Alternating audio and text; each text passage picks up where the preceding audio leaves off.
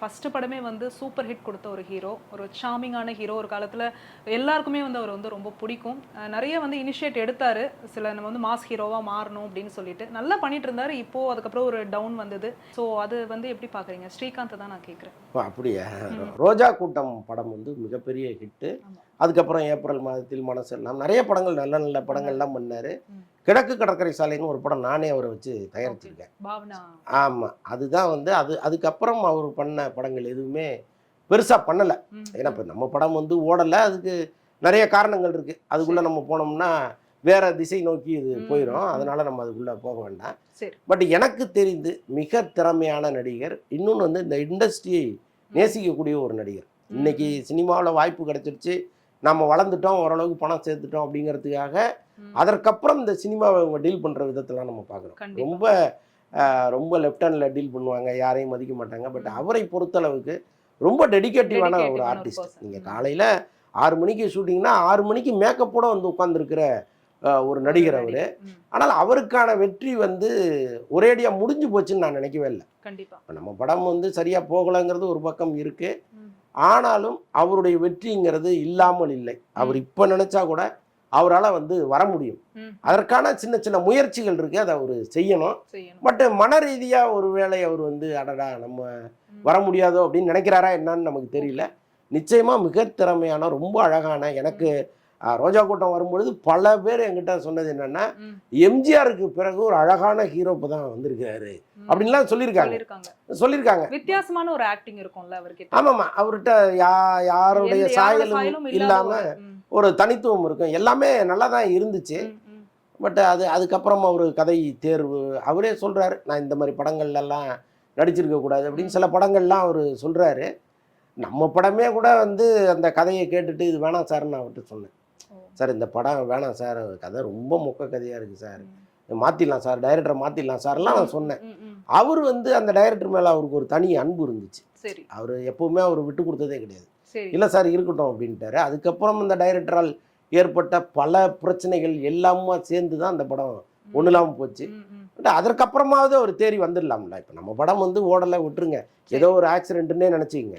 அதுக்கப்புறமா அவர் தேர்வு செஞ்ச படங்களாகவும் நல்ல படங்களாக இருந்திருக்கும். என்ன காரணத்தினாலே அவரால் வந்து ஒரு பிரைட்டான படத்தை எடுக்க நண்பன்ல ஒரு கம்பேக் கொடுத்தாரு. அதுக்கப்புறமாவது அவர் நல்லா பண்ணுவார் அப்படின்னு பார்த்தோம். ஏன் தமிழ் சினிமா இண்டஸ்ட்ரியில அவருக்கு நல்ல கதைகள் கொண்ட அந்த அப்ரோச் வந்து அவருக்கு கிடைக்கலையா? இல்லைங்க, இப்போ ஒரு படம் 2 படம் ஓடலனாலே நீங்கள் அதுக்கப்புறம் மேலே ஏறி வர்றதுங்கிறது ரொம்ப கஷ்டம். அது இன்னைக்கு இருக்கிற இந்த பிஸ்னஸ் போட்டி இதில் வந்து ரொம்ப ரொம்ப கஷ்டம்.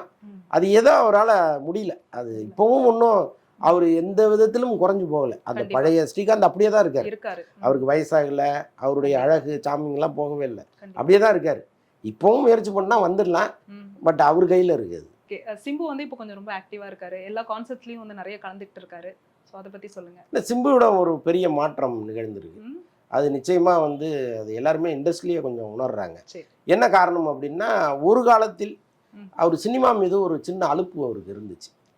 நம்ம எதுக்கு ஷூட்டிங்க்கு சொன்ன நேரத்துக்கு போகணும் அப்படிங்கிறதெல்லாம் இருக்குது. அப்புறம் வந்து அந்த கட்டுக்கோப்பாக உடம்பு வச்சுக்கணும் அப்படிங்கிறதெல்லாம் இல்லாமல் ஒரு அன்லிமிட்டடாக சாப்பிட்றது, ஒரு லேட்டாக தூங்குறது, ஸோ இந்த மாதிரி பல விஷயங்கள் பண்ணி ஒரு ஷேப்பே இல்லாமல் அவர் இருந்தார்.